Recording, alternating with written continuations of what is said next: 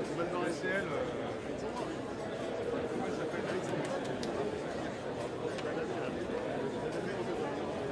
Je vous ai vu dans la liste. Oui, j'ai vu une partie des. Ils vont aller voir le musée là-bas.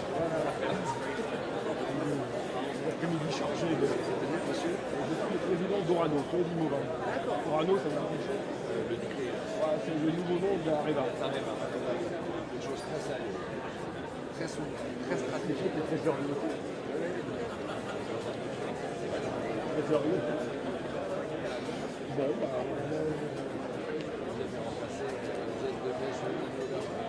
non, en fait, moi, j'ai fait le président. Non, l'exécutif. D'accord. C'est en mode auto sur ta cam. C'est en mode auto sur ta cam. C'est en auto sur la cam. Non, c'est vraiment le directoire. On est le président du directoire. On va arriver à une difficile, là, en 2015. On est revenu à une histoire. Ta caméra, je sais pas, c'est comment ça passe. Et à ce moment-là, je suis arrivé comme administrateur indépendant. Moi, j'étais toute ma carrière, je suis pas de moi. Et quand j'étais à la retraite, le président du parti, c'était un peu de Ça vous a été envoyé normalement sur le judiciaire. Oui. Voilà, c'est une information que je viens d'avoir. C'est important d'avoir le contrôle physique. C'est mieux. Oui.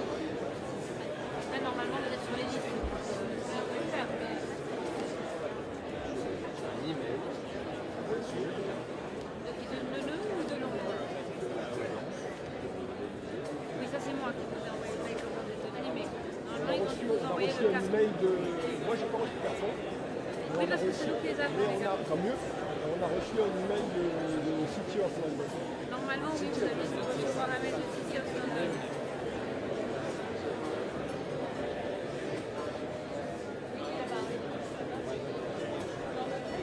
Juste C'est ça.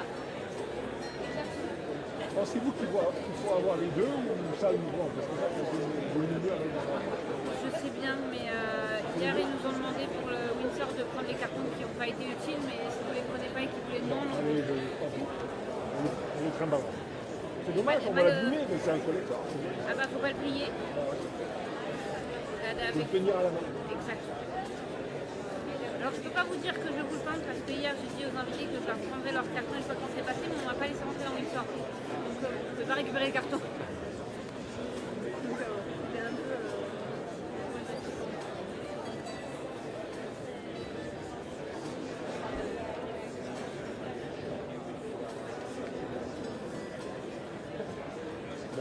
Une carte d'identité suffira, quand même, une très bonne passeport.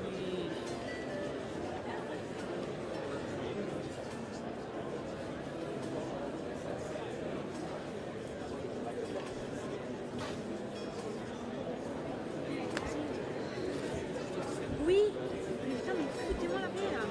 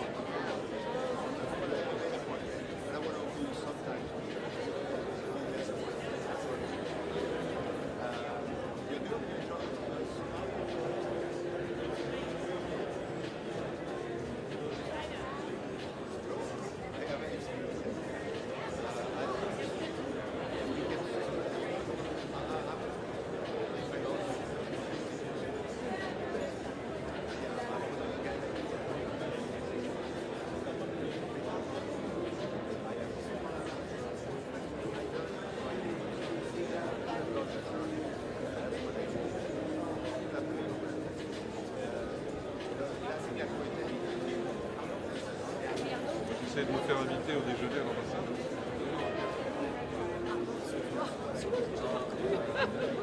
Désolée, mais là comme ça.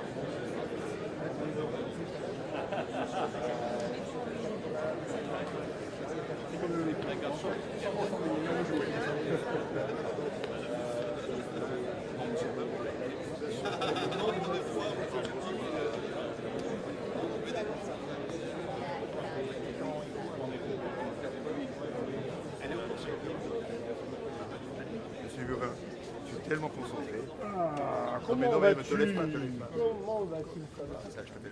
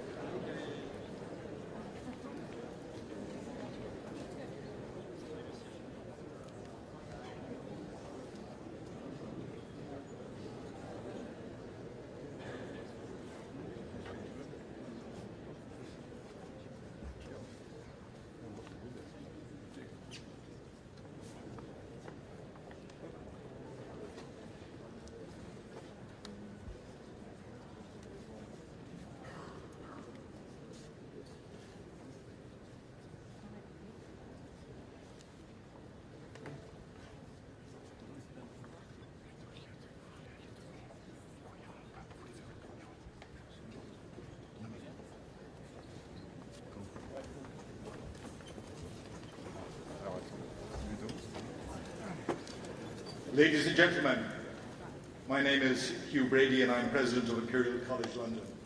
It's my great pleasure to welcome you to Imperial for this celebration of UK-French collaboration in AI and technology. It's a tremendous honour to welcome His Excellency the President of the French Republic to our campus. I'm also delighted to welcome Minister Shabazz from the French Government, Ministers Kyle and Clark from the UK Government, and two global in AI research and entrepreneurship, and Arthur Lynch.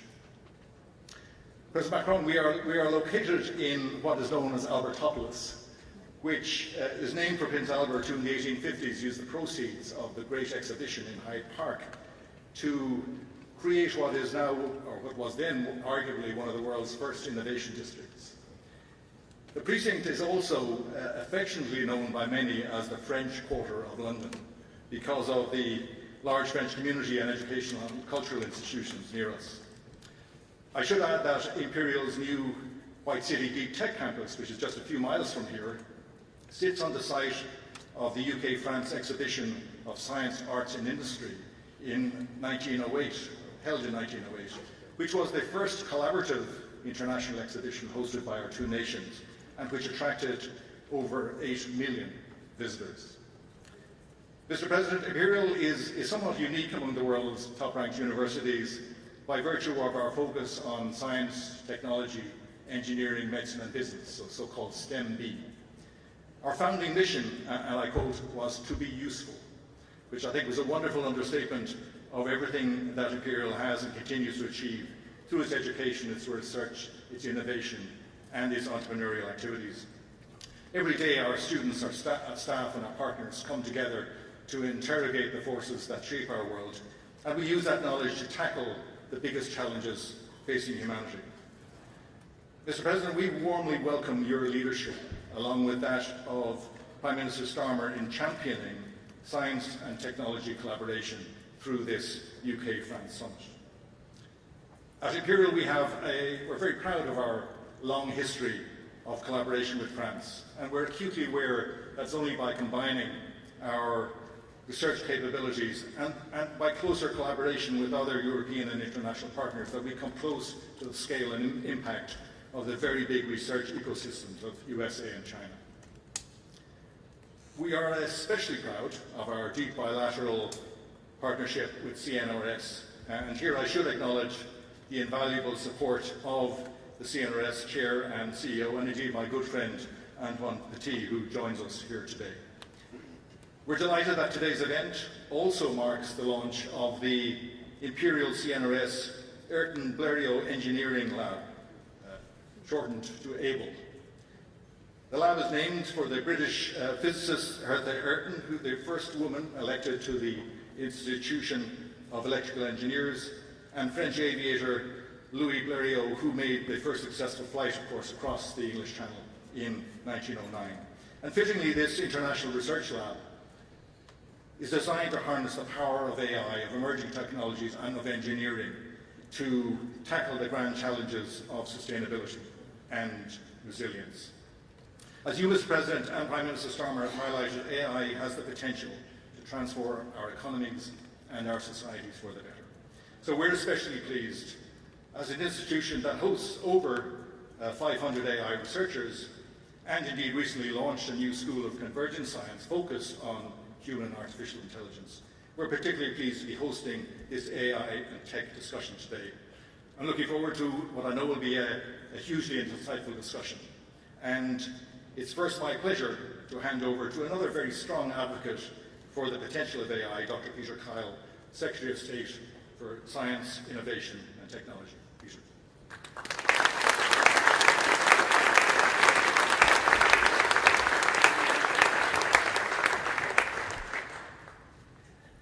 Very grateful for the introduction. It's the first time I've ever been introduced using my doctor title, so I'm going to come back here more often. President Macron, Nobel laureates, distinguished guests, and very many friends, it is my absolute pleasure to welcome you, President Macron, to here Imperial today.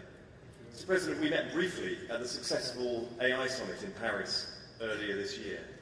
your speech to Parliament yesterday was both inspirational but also instructive on the need to invest in key technologies of the future, including AI, space and quantum. The UK and France are Europe's two leading tech and AI nations. Our collaborations and cooperation, our indeed friendship, strengthens our mutual endeavour. Britain's tech sector is worth $1.2 trillion, home to 170 unicorns in a world of fierce competition, increasing conflict and uncertainty. It is essential that Britain and France collaborate and cooperate to the mutual benefit of our people, our industry, and indeed the continent itself. As like-minded allies, we must work together in the race for development of critical technologies. Otherwise, we will lose out to our adversaries. We know that working with France and other European partners on tech strengthens our own domestic tech sectors. That's why we're launching a supercomputer partnership between the Bristol Centre for Supercomputing, the home of Isambard AI, and the leading French AI factory, Gency. That partnership supports the AI Opportunities Action Plan, turbocharging breakthroughs in AI, transforming public services, and improving lives. It's why we are developing the AI Research Partnership between Oxford, Cambridge, and the Southlake Cluster to focus on advancing AI research, education, and innovation, strengthening our common research capabilities, and contributing to the wider AI landscape. It's why the UK joined the Euro High Performance Computing Partnership just last year as part of our integration into Horizon Europe, expanding European collaboration on compute. This will enable the UK and French researchers to build larger, more complex AI models, shortening development cycles, accelerating innovation, and creating high-skilled jobs across both countries. And it's why we value deepening collaboration between our respective AI security institutes. And we are building on our close relationships in civil defence institutions, including NATO. We are forging new partnerships for delivering spaceports. We're collecting data to observe the effects on climate change. And we are building resilient and innovative positioning, navigation, timing systems to contribute towards European collective security. The United Kingdom government recently allocated £86 billion for research and development, to fund innovations from new drug treatments to AI breakthroughs, to grow the UK economy. And I'm pleased to see that our confidence in Britain's potential is shared by French investors and the UK's AI sector. The aerospace and defence giant, Thales, is announcing £40 million of AI-focused R&D investment. Innovate startups like Command AI are investing £35 million in the UK, helping secure the defence capabilities, and Mistral are doubling their office space and their work programme in London.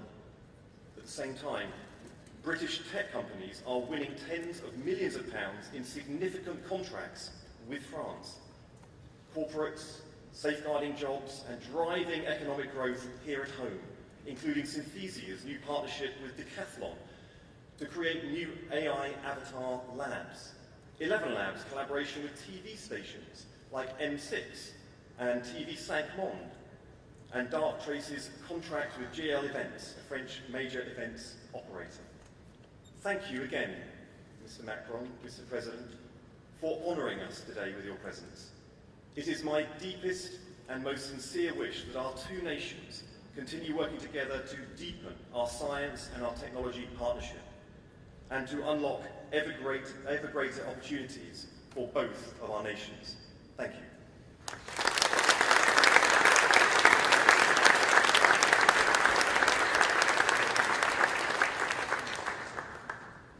So welcome again, ladies and gentlemen, to Imperial for today's event. It's my great pleasure to host the next discussion between some of our greatest deep tech founders from the UK and France, and also with His Excellency Emmanuel Macron. President of the French Republic. But I'll start by inviting Arthur Mensch, CEO and founder of Mistral AI, to join me.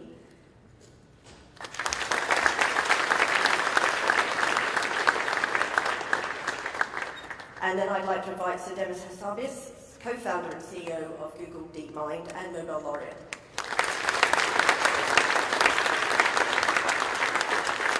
And of course, it's my great honour now to invite His Excellency Emmanuel Macron to join us also.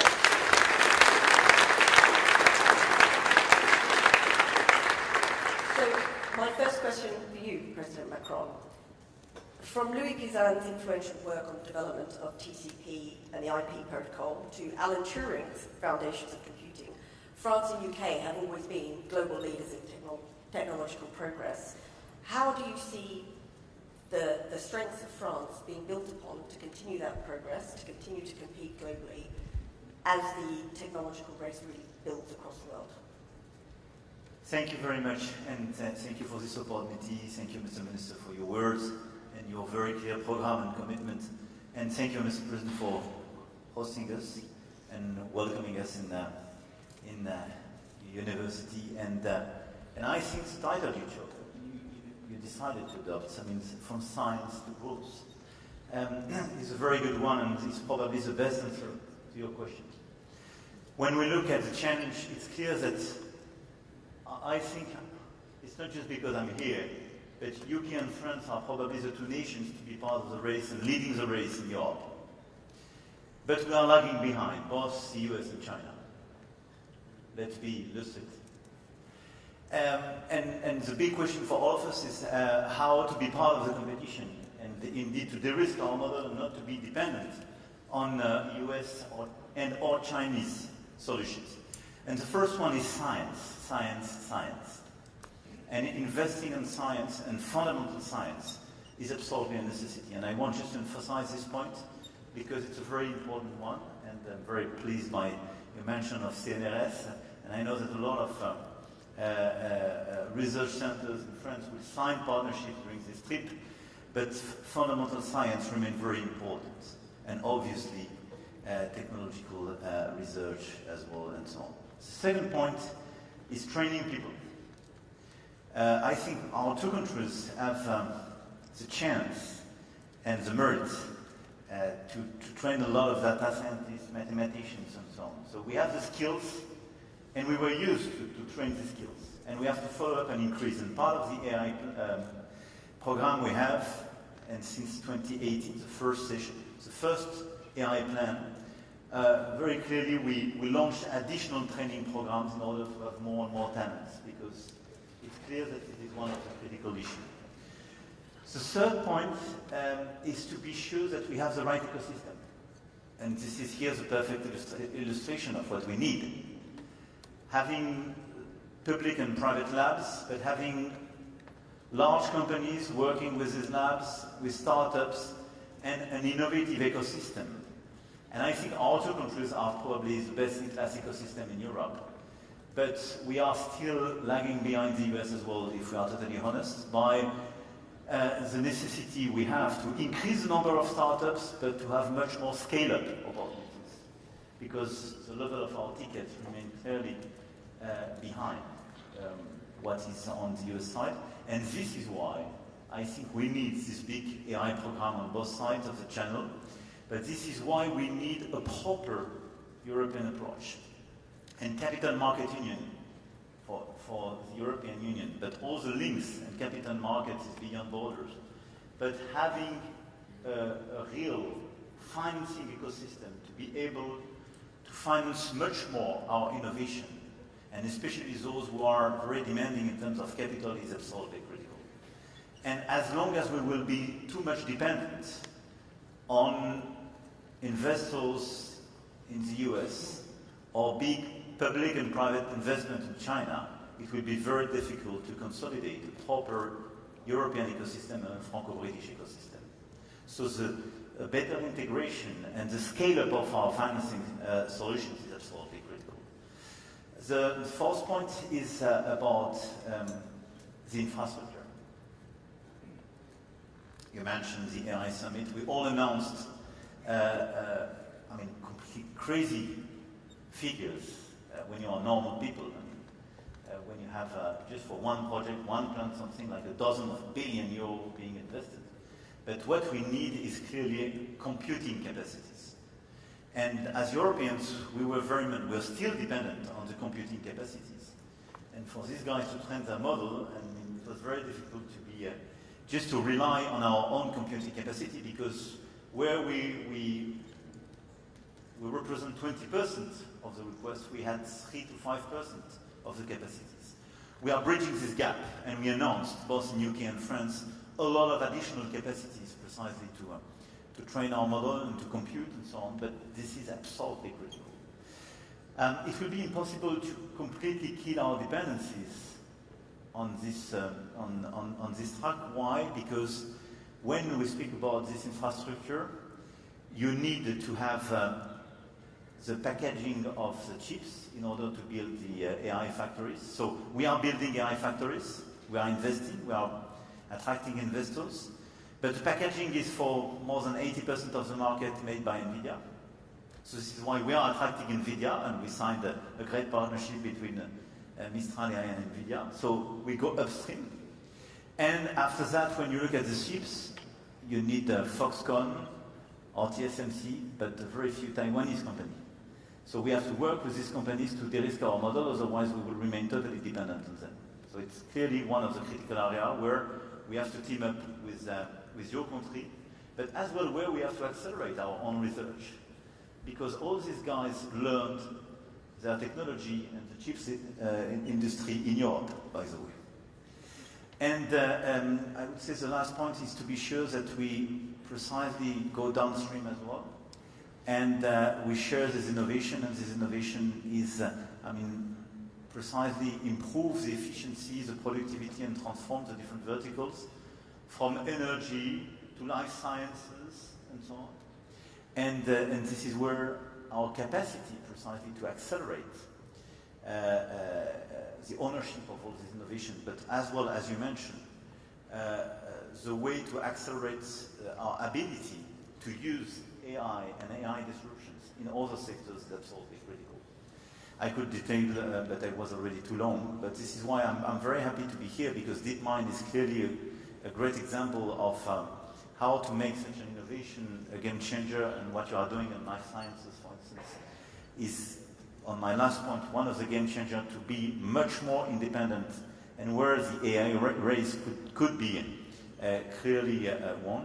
And Mistral AI is on the LLM side, clearly with such a frugal and non-Chinese, neither US model, clearly an opportunity to diversify the offer, and for a lot of people, and for me, part of the European champion we want to promote. And this is why, on these different tracks, the partnership between UK and France is for me critical, because we exactly face the same challenges. And teaming up together is the best way to have a critical mass when we speak about our talents, our labs, our key players, or our financing capacities. Thank you very much. Well, I think you've touched on the competition in the space, in the AI space, and I think one of the key reasons for that as well is just the pace of innovation when it comes to AI. So perhaps, Dennis, we could come to you and just kind of get your views on how you respond to that pace, and touching on some of the points just raised, what we need to be doing to not only keep up, but to get ahead. Well, it's a very exciting time right now in AI, of course. The pace of progress has been incredible. But it's also a very serious moment. I think we're a very decisive moment. I've been working on AI for 20 plus years now. DeepMind has started more than 15 years ago. Almost nobody was working on AI then. Now the whole world is working on it. And we've always believed that it's going to be the most transformative technology perhaps humanity will ever invent. So how we build it, what the decisions we make, the leaders in this field and the governments in this field make now is going to be decisive about how this goes. And I'm very excited about applying AI to science and using it to accelerate scientific discovery in medicine. That's why I spent my whole career working on AI. And we're making great progress on that front. But it's a dual-use technology, and there are risks too. And I think, I'd love to see more dialogue at the international level about agreeing things like minimum standards for how we want these AI systems to work.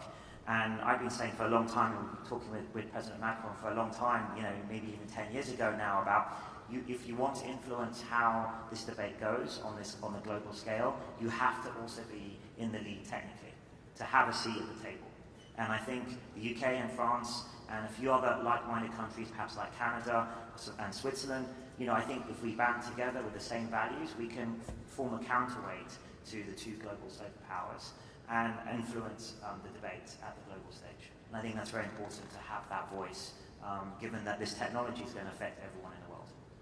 Thank you very much. Arthur, if I could come to you on a similar point again, addressing this idea that the pace of innovation is something that is both a challenge and an opportunity, and how you at Mistral AI think about that and respond to that. Well, one of the premises of starting Mistral AI has been to commit to open science and bring open source models to the world. And it's interesting to note that we actually started the company as a French and British company, as we incorporated the two companies almost at the same time. We had a workforce here very quickly. And to Demi's point, we need, as countries, to have a seat at the table to innovate. If you don't innovate, you're down to regulating, and then it's a little less interesting, and you have less of a say in how we use the technology. And so our approach there is to leverage the power of the two countries when it comes to training people and to have great scientists.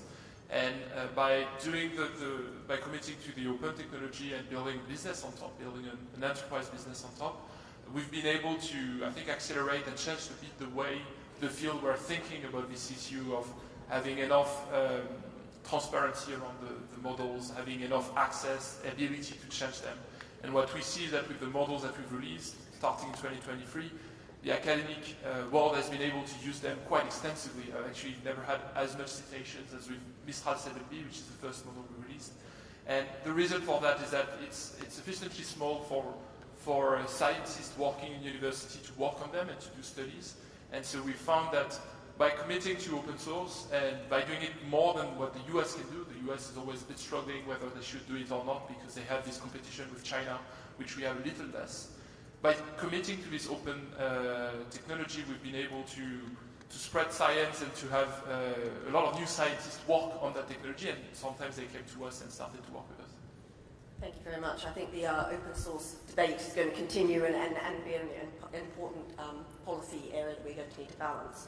I think we've talked about the need for science and really allowing science to innovate and talking about how AI itself can help with that.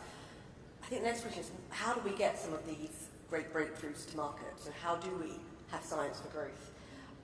Mr. President, perhaps you could say something about how France is approaching some of these challenges about translating these great breakthroughs from science, from the lab, and getting them to market. I mean, it's been our key challenges for decades, I would say. And historically, we were not the best in class, to be totally transparent with you. And during many years, we had this feature to be quite good in some key fundamental science, or quite good in our Polytechnique, in RIA, CNRS, and challenged by some others in terms of tech transfer.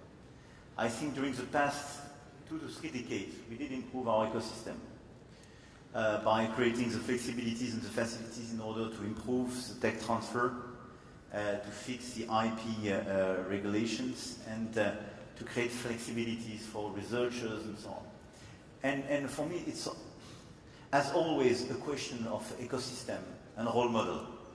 And the question is, as long as in your labs, in your universities, you are just surrounded by people being 100% in academics, you don't have incentives or role model which will create incentives precisely to bring your innovation to the market. Now the situation is totally different. So we passed laws, changed our regulations, I would say at the beginning of the century. But during the past decades, there is a big transformation. And thanks to the French tech, I have some of the French tech people here, but we launched this brand 10 years ago now. And we have this ecosystem not just in France, but everywhere in the world. And it's very inspiring, I would say. And some of the French tech people are not coming from universities. Some are not coming from a big disruption. But some are coming from fundamental research. But it creates an ecosystem and some role models And it creates a lot of incentives for people, for young people, students, PhD, postdocs, precisely to try to see how they can bring their research into the market in order to get precisely scale and pace. And I think it's, for me, as policymakers, what we have to do is to create the maximum level of flexibilities. So we have to allow those who want to stay and be involved in fundamental research to stay and to be competitive. And this is where we are working very hard, because we are improving the model and we will pass additional stuff in order to be more competitive, in order to keep our talents on fundamental research and universities as well. But we have to create flexibilities to allow them who want precisely to exit in a certain way, or launch a startup, or launch a contract with the private sector, to transform what is fundamental research in an innovation, a company, and I hope tomorrow a large company. So we did improve the ecosystem, we are still improving it. My second point is clearly about financing. I already mentioned it, but I think this is a game changer. And this is why what was done during the past few years with QTI and some others, because we had private financiers launching precisely some additional things. We had this TB fund, and we tried to accelerate funding in innovation is as well critical. I was going to come to you next, Emma, to sort of say, as a world-leading deep tech founder, what do you think are still the big challenges, the big hurdles that we need to get out of the way to allow innovation to really flourish? Well, look, I think the good news is we have, UK and France specifically, but also in the EU, is we have world-class talent and world-class universities like Imperial Lab, where we're here. So the talent's always been here, and I've always been a big believer in that. Part of the issue is the ecosystem, as Mr. President says, and that's getting better. So access to capital, like 15 years ago, was very difficult to start up any deep tech company here. But we've had some proven successes now, and DeepMind's been part of that. And I think that part's got better. What we need is really grand ambitions. People are really ambitious, like Arthur, to go for it. And we've shown that it's possible. And I think that this was a lack of role models maybe 20 years ago. Now we have some, and increasingly in the next generation as well. And we're very proud of Arthur's success as ex-DeepMind person and a prodigy of ours. And I think that it just takes a few success stories to start building an ecosystem. That's how Silicon Valley started, and then you reinvest, those entrepreneurs mentor others and reinvest, and you get a critical mass. And I think now Paris and London especially have that critical mass, and we've got to build on it, and with government support, I think we can really make amazing progress in the next 10 years. Thank you. And Albert, coming to you with the same question, what would you like to see changed, or what do you think has really worked in the past to allow innovation to flourish in this space? Well, I think, first of all, as Demis said, it's about the ecosystem, and it's about waiting, because you need several generations to stack up and to start becoming bigger and bigger. And if you look at the US, kind of started 40 years before us, so we're catching up faster than that, but you still need to have multiple generations of entrepreneurs that follow the cycles of innovations. I think in the field that we're talking about, which is AI today, a very big specificity that this is both a deep tech field, where we still need to heavily invest to solve problems that are fundamental and very hard to solve, but it's also like a very good business at that point, because the current technology is already extremely useful to drive productivity and to drive growth within enterprises. And so that's both an opportunity and a challenge for us, because on one side we need to continue to invest on deep tech and to remain competitive and to invent new technology. And on the other side, we need to take the current technology and turn it into a product and solutions that are delivering value to enterprises. And so we need to think about it from first principles, but the good thing is that it also allows to have new sources of financing, because there's growth involved. What that means is that there's a meaningful business model, and it justifies doing these deep tech investments in AI, which maybe 15 years ago were a little harder to justify. And so in a way, the field of AI has moved to something that is quite comparable to biotech, where you invest a lot and you also have a business model down the line. So that's a great opportunity. That also creates a lot of competition, because obviously you have multiple companies that are doing both a business and technology. And so that's why we're seeing that acceleration in progress today. Thank you very much. And I think what's very clear to me is there's a lot of common challenges and opportunities across both France and the UK, and a lot of the suggestions that are coming from the panel are the sorts of interventions the UK government has been making to address some of these challenges. I'd like to sort of move a bit to recognising that AI is really a cross-border technology.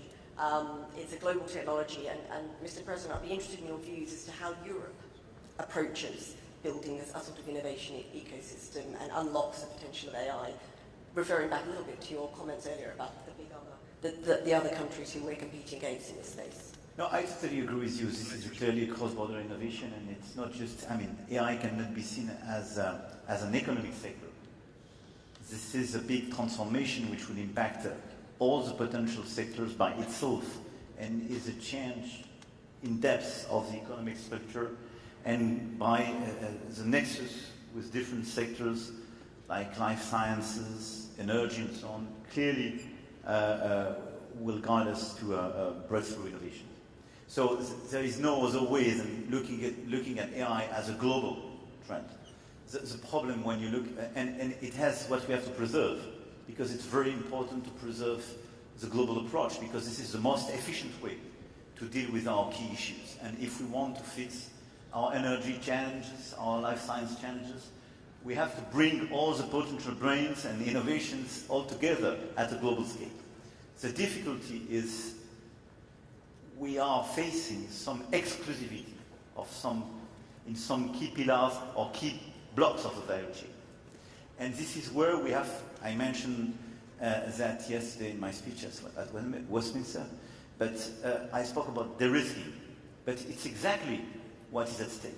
I don't want to decouple Europe and European perspective with the rest of the world. It doesn't make sense. But just, we should look very lucidly at the world which is ours today. Are we sure that all the countries in this world will be super cooperative with us, and the day you have a breakthrough innovation, we'll say, okay, this is a global innovation, open science? No, I have no doubt. No doubt. Let's look at what will happen on the pharma companies in the days and weeks to come with our good US friends. Nobody 2 years ago would have imagined what is happening today on tariffs and trade. And if we are totally lucid, today we are too much dependent in terms of computing capacities. Too much. So clearly we have to work very hard. So we need to facilitate and clearly endorse the fact this is a global approach and this is a cross-border innovation trend. Yeah? But we have to de-risk ourselves on computing capacities, number one. We have to de-risk ourselves on chips, because we are too much dependent on some Taiwanese companies. And we have to build our own capacities on energy. I didn't mention that, but it's absolutely critical. We are good partners on energy with your country, and tomorrow in the summit we will revert on this critical issue. But if you don't produce on the long range low carbon, pilotable and competitive energy, you have no chance to be part of the race. Because having computing capacities in a data center is super demanding in terms of energy. And one of the big advantages we have in France is that in 2024 we exported 90 terawatt-hour, largely based on the historical nuclear program. So it's one of the key items, and at the European scale we have clearly to follow up our strategy to produce much more low carbon, pilotable electricity. And it's part of the game. And fourth is on talents. We are training a lot of talent. This is part of our advantages. We mentioned that, three of us. But let's be honest, a lot of our talents are attracted in other places. So it's very important to deploy the good policies in order to keep them with us, or create a good incentives to bring them back home. And what's happening in the US as well regarding science, I think is a good momentum. I don't want to be cynical with that, because this is terrible for science, for climate and so on. But offering, as Europeans, the perspective that there are more than those who want to work on climate, on AI, and to work in an academic context where they are free and we do believe in academic freedom and free research, I mean, this is a European perspective. And now it seems to be very attractive because it's challenged in other places. So here are some critical elements where, even if this is a global approach, we should not be too naive. And there is a little bit our model, and this is where we have to work together because we are exactly put in the same situation. And let me share with you a very politically incorrect issue post-Brexit in this country. But if I follow properly the narrative of the Brexit, the whole story was to say it would be much easier to fix our problems without the EU. I'm not sure you fix migration and financial issues post-Brexit much better than with you. I'm sure about one thing. Having closer links is the best way to fix our critical issues on research, science, AI, and so on. Really. And this is why I think, I don't have the feeling that the US are embracing you, saying you are my best friend and I will give you super perspective. On pharma, not better than us. On trade, you negotiate your deal. We are working hard to try to negotiate it. But having 10% tariffs is good for nobody. So I do believe that even the grand large could be very attractive sometimes. I think close friends, just sharing the channel, and good old friends, being predictable and respectful, I think sometimes it's good as well for innovation.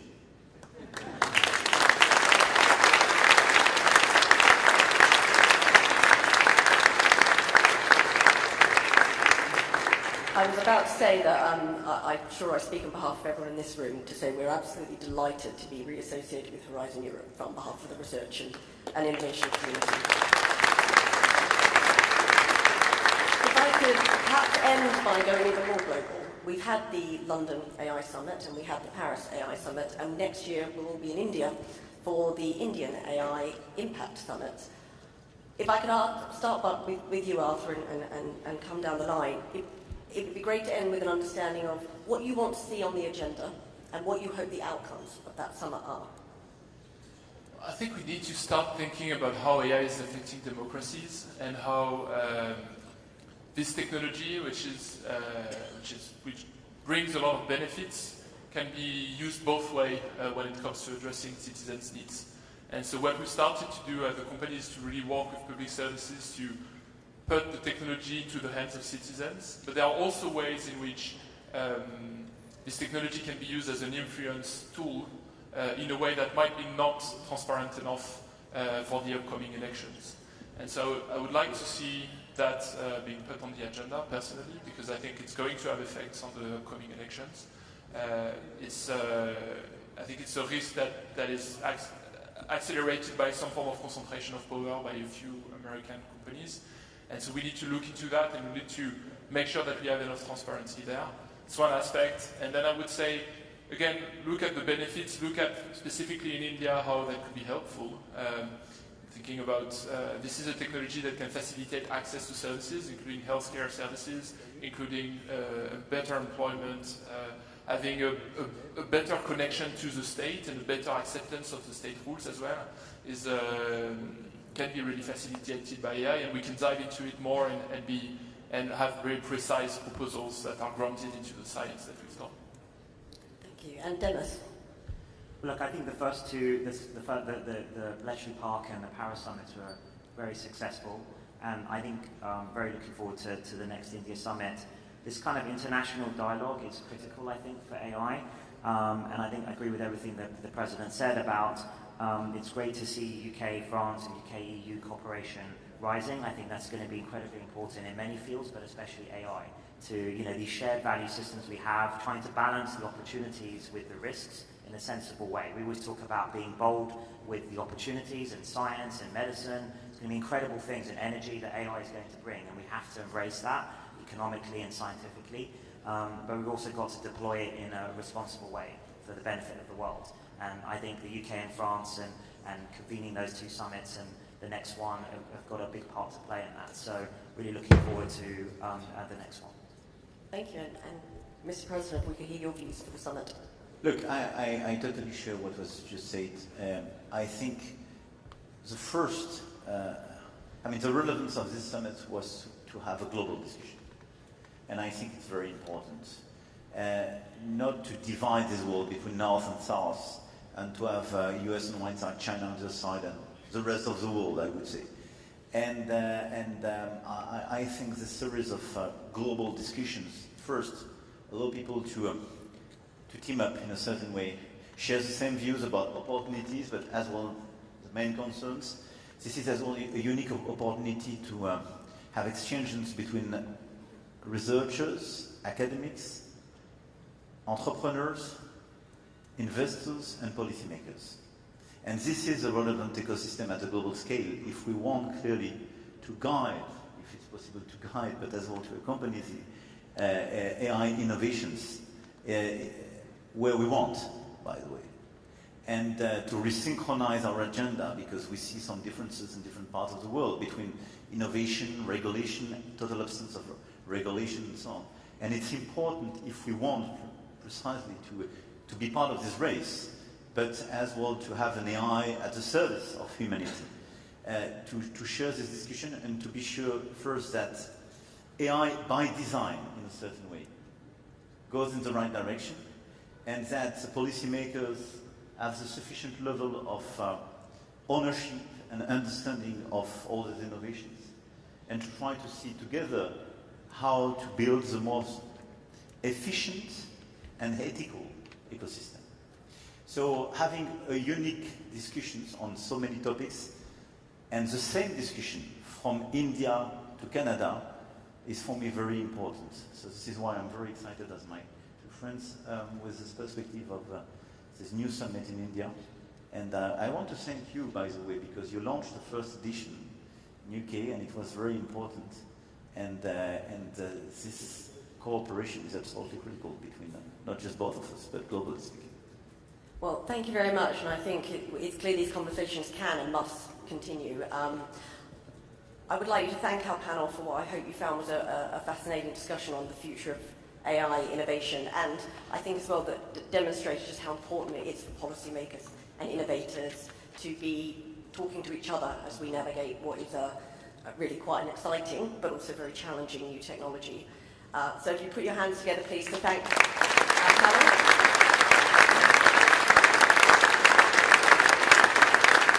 And if I could just ask everybody to remain in their seats just for a few minutes, and then we'll be allowing everyone to leave the venue. Thank you.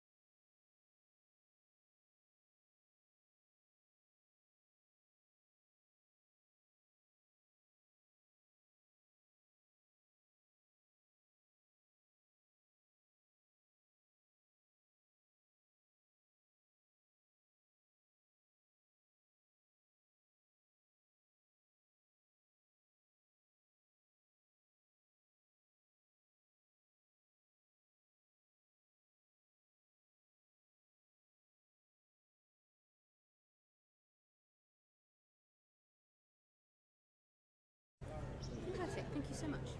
All right. Yeah, it's been patched out now. So.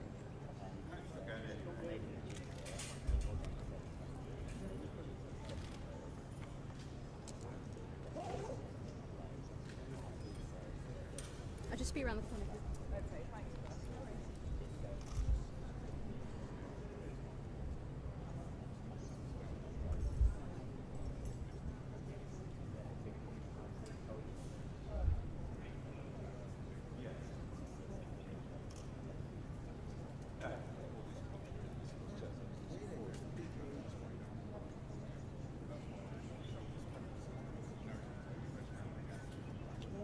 Yeah, but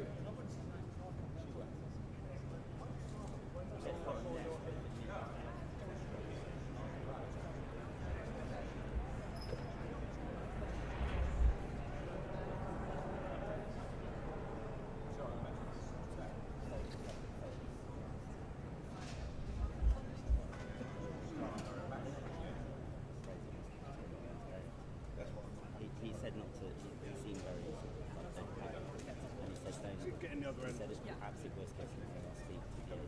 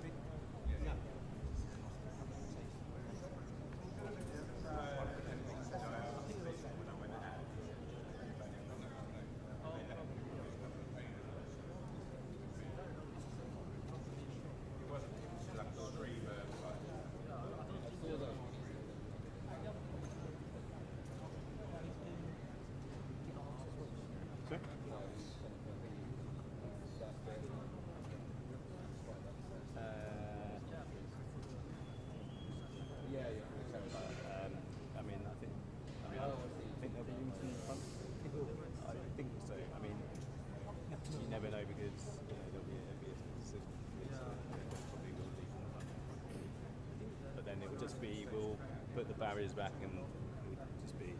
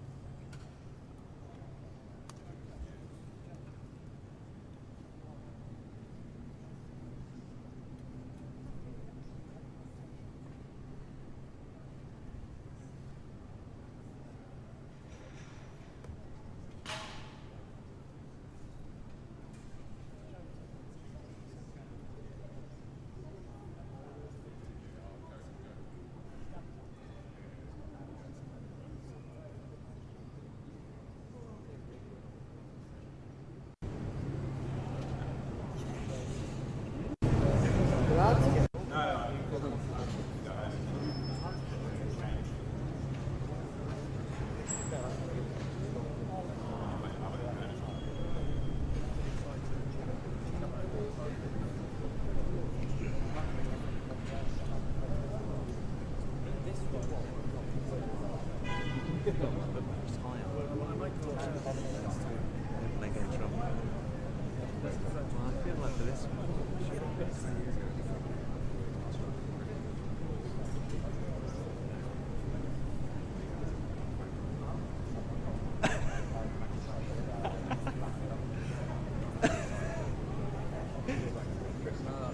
yeah.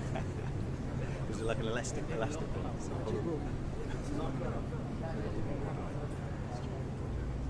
Paisley ties. So yeah. Yeah.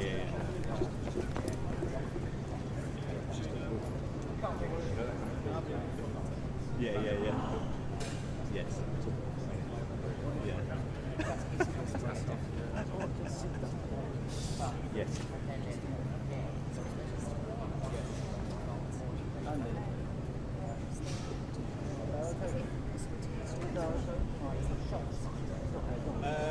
You could no. That's I think what to grab it on. Why did you yes, well, Can you see my place? I'll go here.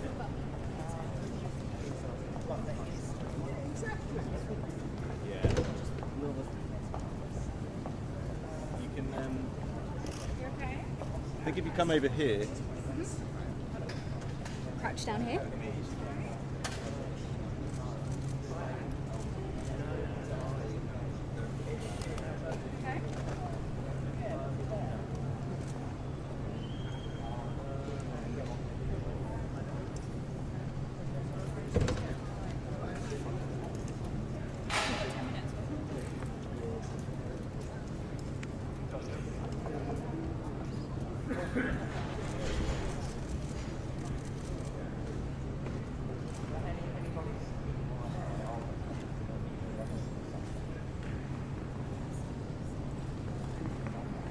Where are we going, Lauren? In the white room?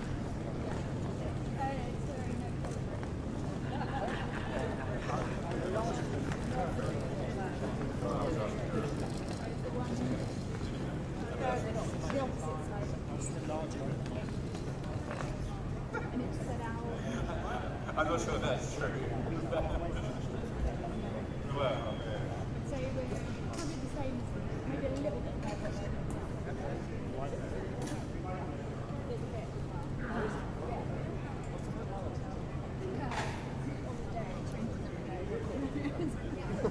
Autos. Yes. Honestly, I wish.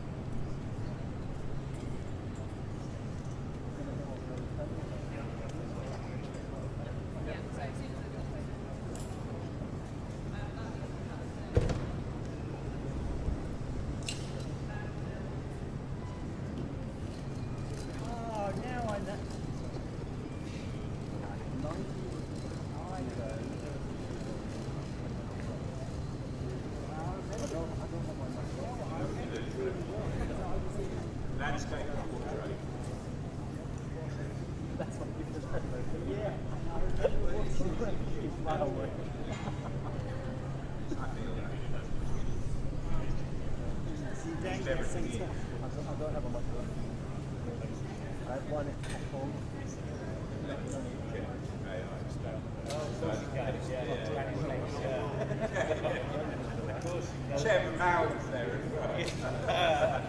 It'd be like the cover of Sergeant Pepper's Lonely Hearts Club. No, it's not real. That was really good. Yeah, exactly. That's right. There at the door.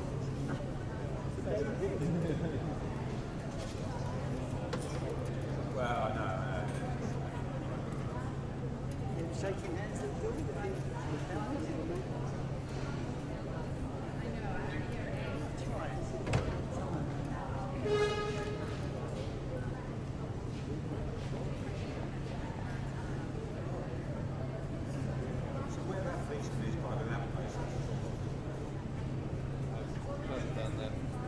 Yeah, where the cockpit is. Yeah. But then they'll use usually big. He'll come out, they're probably like a bit around. Yeah, exactly. French kids.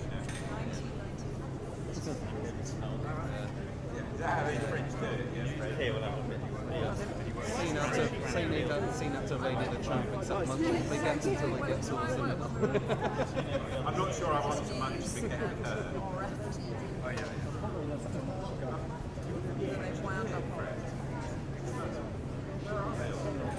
And then they reinstated Lunchtime, they'll take 2 hours off. Yeah, well, it's the afternoon. You know what's going to happen? They're going to arrive back to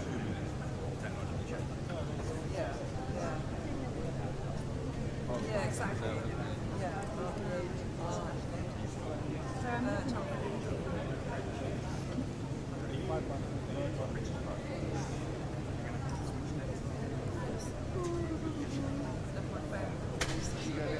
So while everyone else is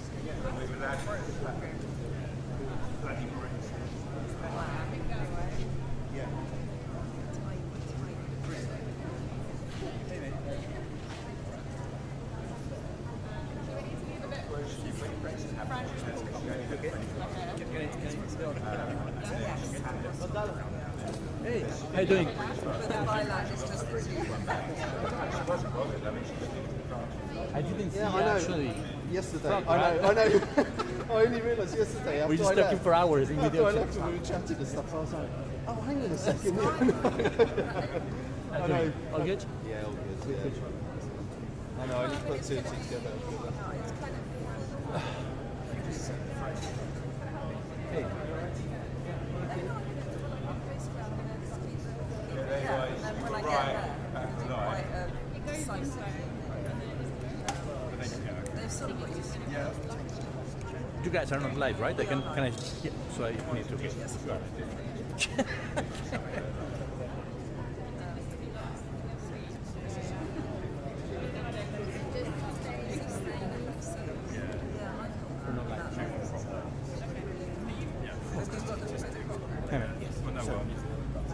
Just a bit here, that's all. Yeah.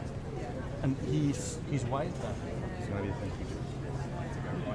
Yeah.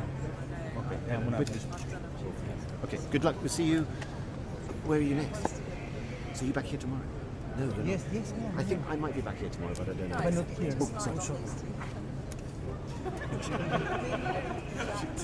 sorry. Sorry.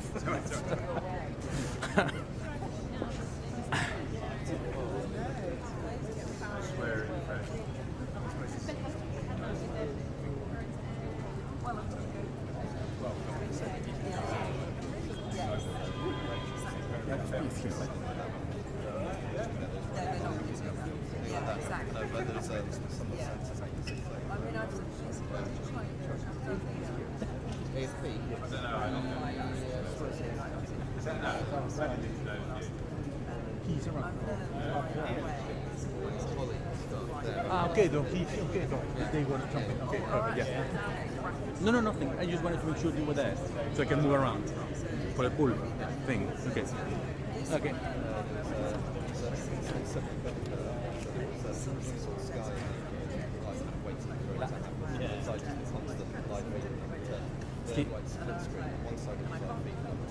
On the other side, it's like they're like there's like Michael Heseltine like doing the live. Heseltine from home.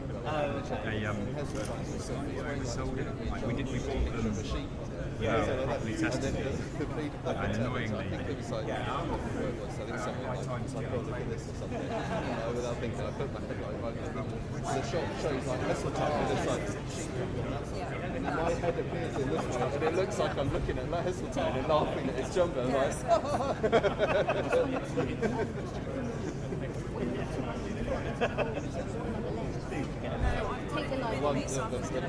the best kind of straight work I ever got.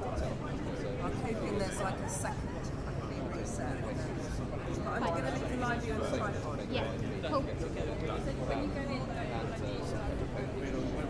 some kind of speech we were waiting on the street. It's a particular thing like test it. So I went and I was just stood there to be the test man without thinking about it. In one hand I was sat on the phone just checking the phones and the other hand I was lit fag and I was like smoking. I'm on the standing there, it's obviously like running low, and just like pops a message on my phone, and it's from my mum. It's just like Christopher, you told me you should quit smoking. Ultimate yeah, that's like total bad.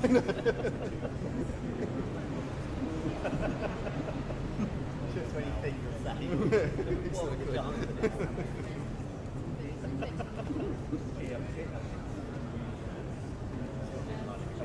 Yes, exactly. Yeah.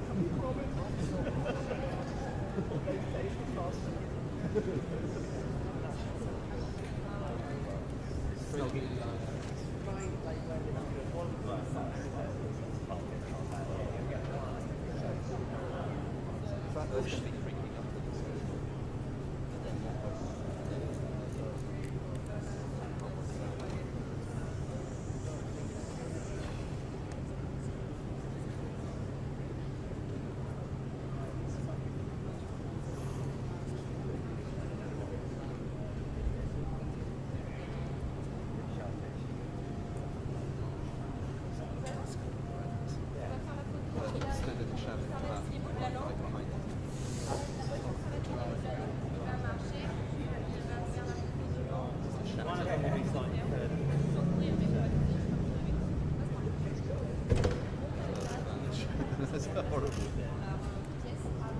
Pointing out back.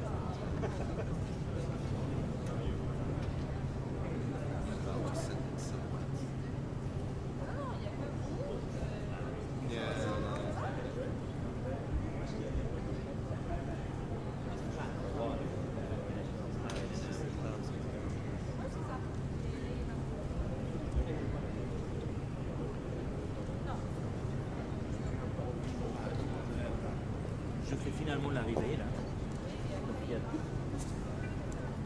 C'était l'arrivée qui a arrivé. 10 minutes. Et ensuite je fais l'arrivée qui ont fait l'arrivée. Looking at 10 minutes. Avec madame. Oui. Oui. Je ne sais pas s'il y a les femmes. Madame. Voilà, on va avec les deux, on fait l'arrivée et après il y a le travail là et on rentre, on fait un tour d'image de 30 microsecondes et on sort.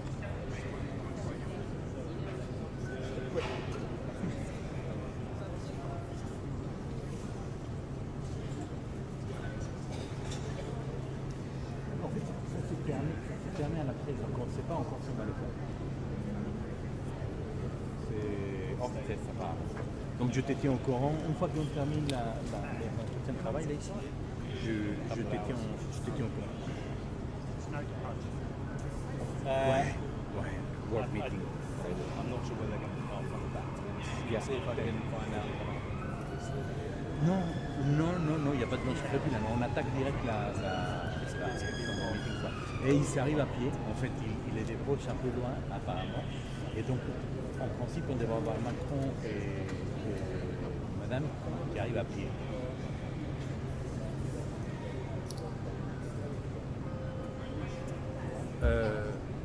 Oui, en fait non.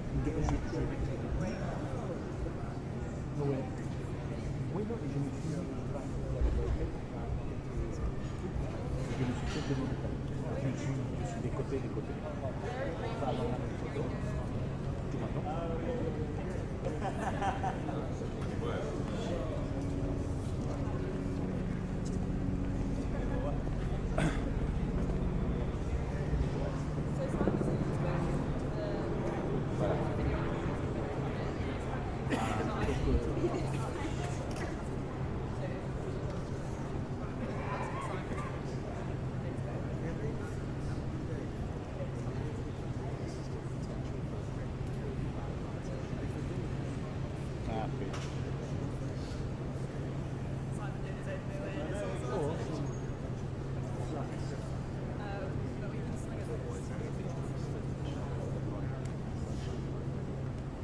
Yes. Basically, Simon.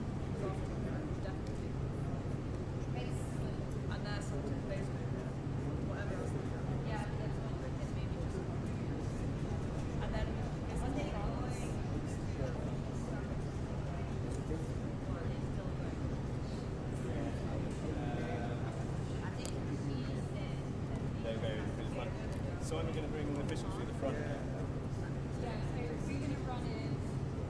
You and Elliot. Harry's going. All right. Yeah, just I think he will probably go to the front. Yeah, I think that's what they said, that they will do in the front before the... So...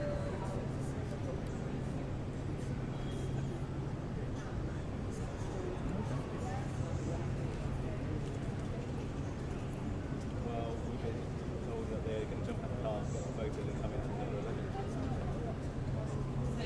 Simon might have a different...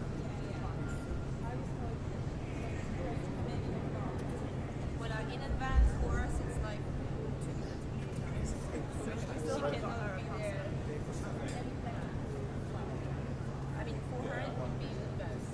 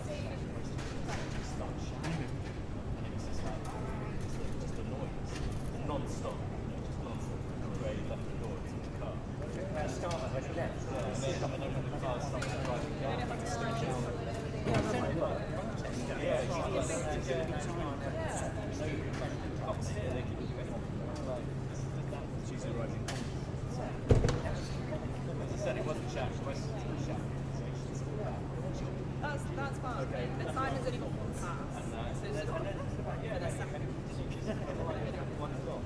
She'll run in front of me. But it's there. We can give her that. She can either come with us or she's going. I think there's a bit quick fire. Yeah, it's not that guy down there. It's not that guy that's down there. Yeah.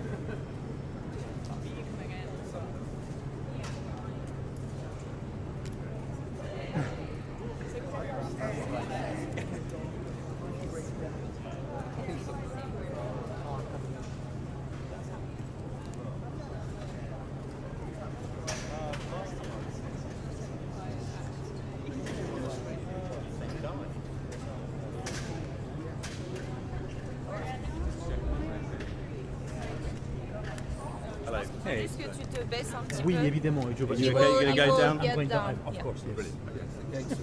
It's just he doesn't know at what time he's coming. Because I could see. No, I will get down. Perfect. What's that?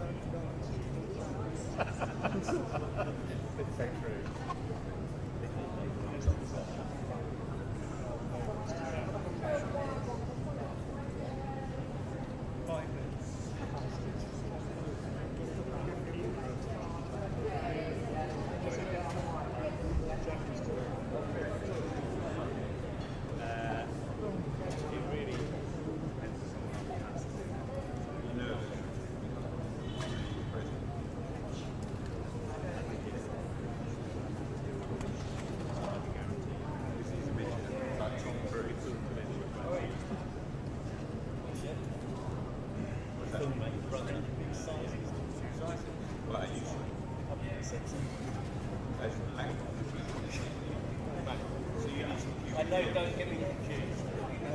Well, with MacBook, which Not Tom Cruise.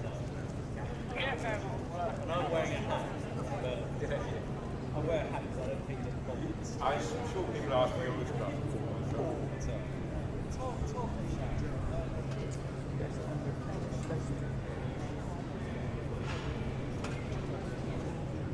Well, there's a massive between Richard Banner and Tom Cruise. Mark Huffman thinks it was that.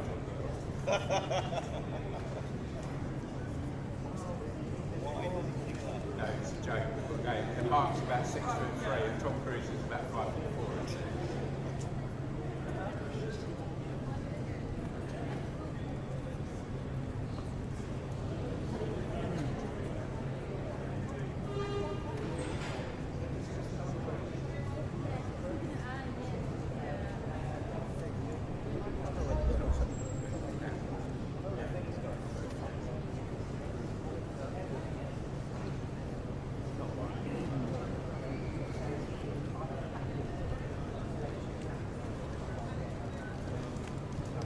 Yeah, they were 2 minutes away.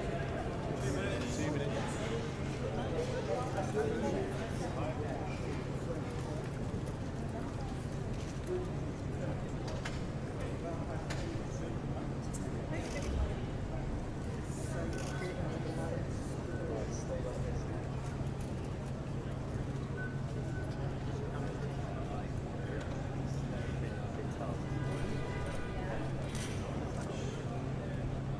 Say that.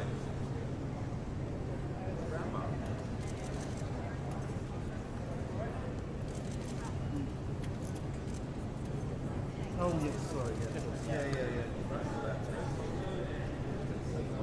Yeah, no, it's different. Yeah.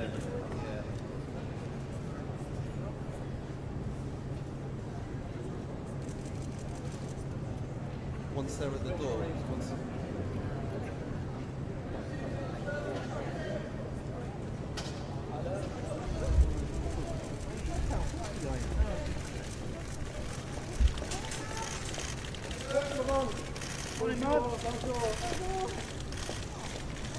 Ça va bien?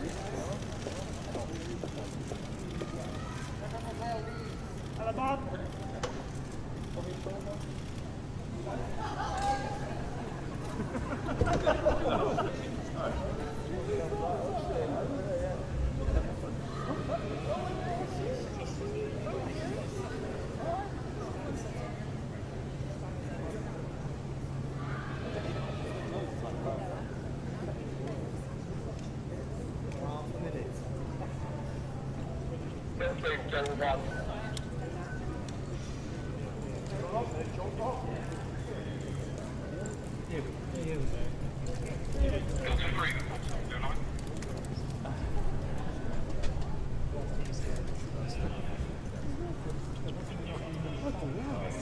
I think at the top of your head. Right, get him in now while Literally lights at the goes top of on. your head. Get him in.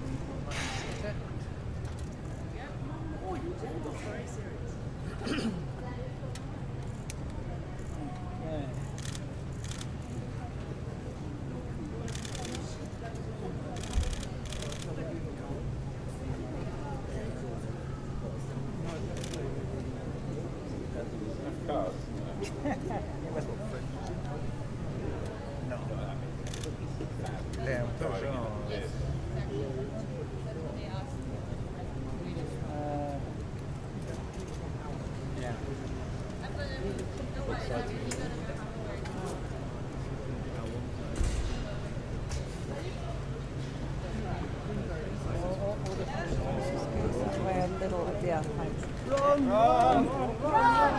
Faster! Faster!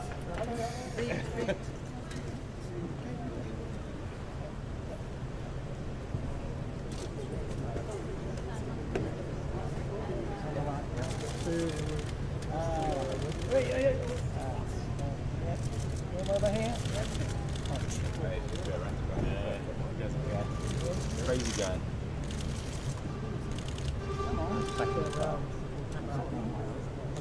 Working out whether it's an old camera. It's the first start on the run.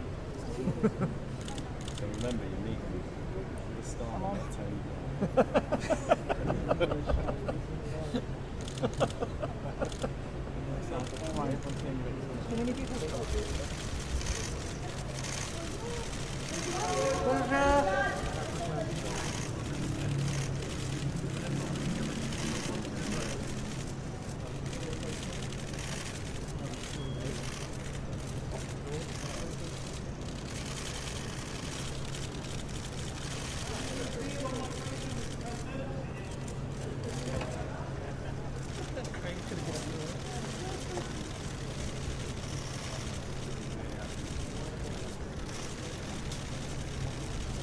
everywhere.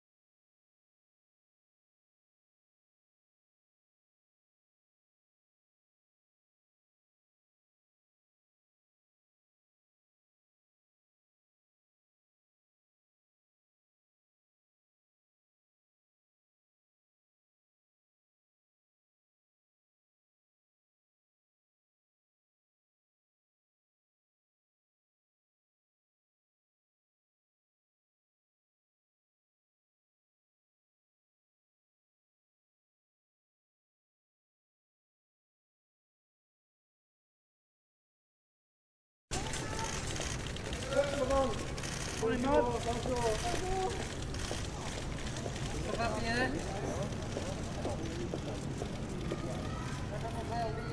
À la barre.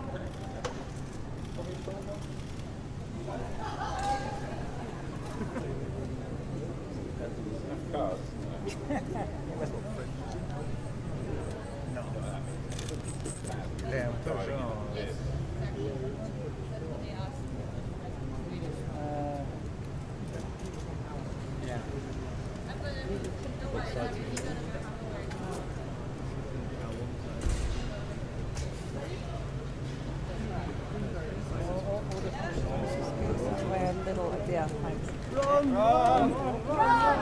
Faster! Faster!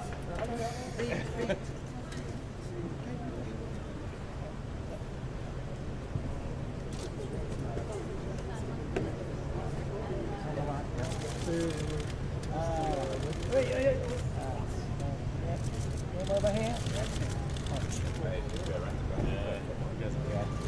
Crazy guy.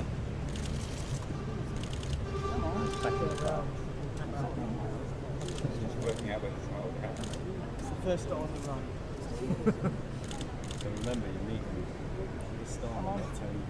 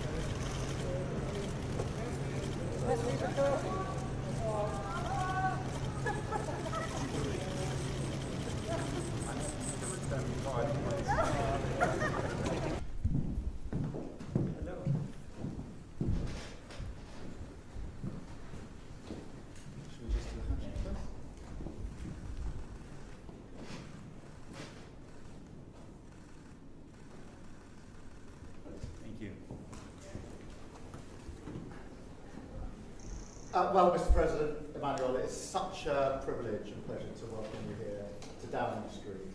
And the visit yesterday, the summit tomorrow, and the meeting here today are so hugely symbolic of the closeness between our two countries and our personal relationship. And I'm so delighted to have you here. And I think you can see from last night, from today and tomorrow, just how much this means to everybody across the United Kingdom. And I'm really proud of the fact that we have a strong history together as two countries, that we have done so much of historical significance, and to lay the wreaths that Churchill had called yesterday was a real reminder of the strength of the bond between our countries. But we're not just looking back, we're looking forward, and whether it's on defence and security, whether it's on Ukraine, whether it's on trade and the economy, business opportunities, capabilities, we think alike, we work together, and I feel that this relationship is as strong as it's ever been between our countries. And so it's a great pleasure to welcome you here, and I much look forward to the discussions we'll have this afternoon. Thank you very much, Mr. Prime Minister. Thank you, Keir, and it's a great honor for my delegation and myself to be here with you for the state visit, and for the summit we will have on Thursday. And as you mentioned, we can feel clearly these close links we have in the friendship between our two countries, our two nations, and ourselves. And it's built by the past, our past story, and as well what we did together during the past few months, I do believe, especially on Ukraine. And for me, this state visit and the summit are a unique opportunity in these challenging times to work together on Ukraine, and we will have the opportunity to have this coalition of the willings through VTC on Thursday, right after the summit, to build stronger links and make big moves forward on defense, security, technology, economy, have more exchange on culture, education, research, and when we look at climate change, AI, but as well as this changing time from Ukraine to Middle East, I think the partnership and the friendship between UK and France is absolutely, I would say, a game changer for not just Europeans, but a lot of the issues. So I want to thank you for your hospitality, the great discussions we already had yesterday evening, and thank obviously His Majesty the King and the whole country for this warm welcome. Thank you very much, my friend. Thank you. Thank you very much. Thank you. Thank you.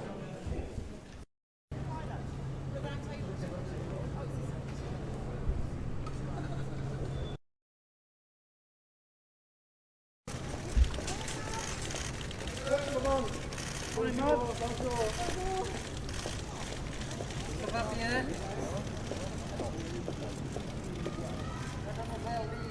À la barre.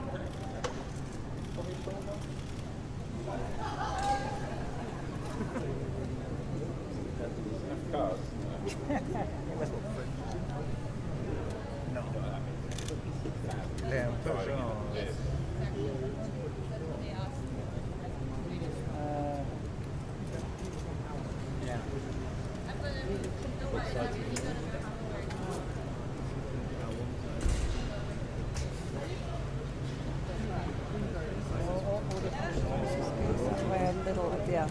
Run! Run! Faster! Faster!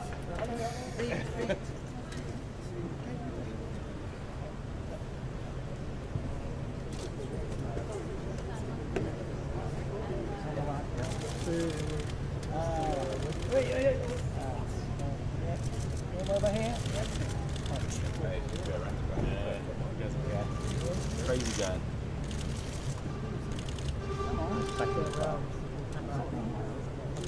Working out whether it's how it happened. It's the first start on the run. So remember, you need the start on that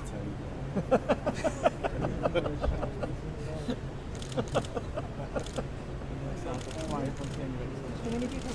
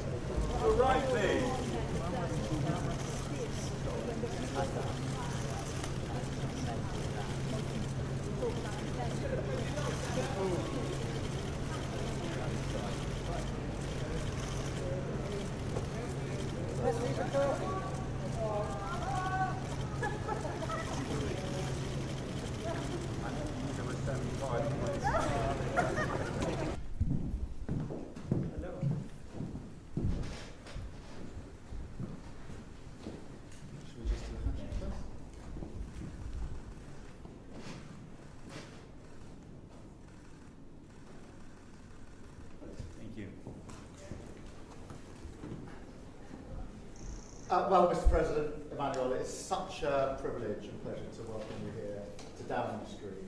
And the visit yesterday, the summit tomorrow, and the meeting here today are so hugely symbolic of the closeness between our two countries and our personal relationship. And I'm so delighted to have you here. And I think you can see from last night, from today and tomorrow, just how much this means to everybody across the United Kingdom.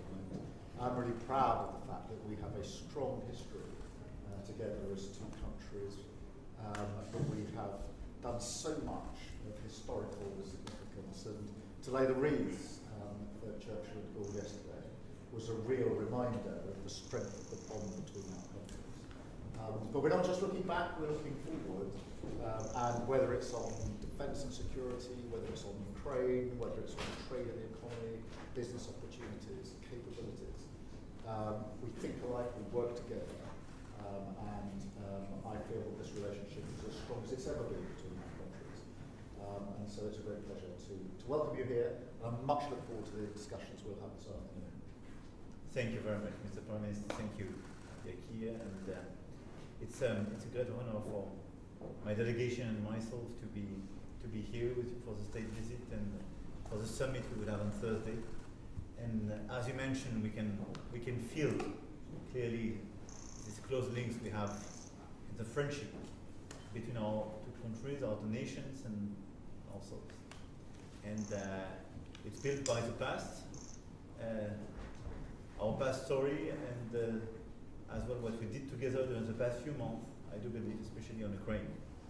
And for me, this state visit and the summit are a unique opportunity in these challenging times to work together on Ukraine, and we will have the opportunity to have this coalition of the willings through VTC on Thursday, right after the summit, to build stronger links and make big moves forward on defense, security, technology, economy, have more exchange on culture, education, research.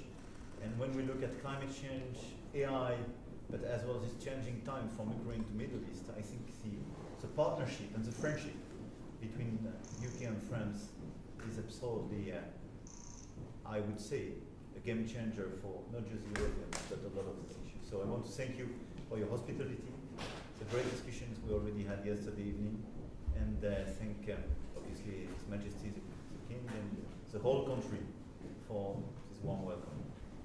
Thank you very much, my friend. Thank you. Thank you very much. Thank you. Thank you.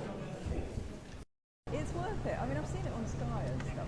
You know, so. I've got a question. All right then. I'll look out for you.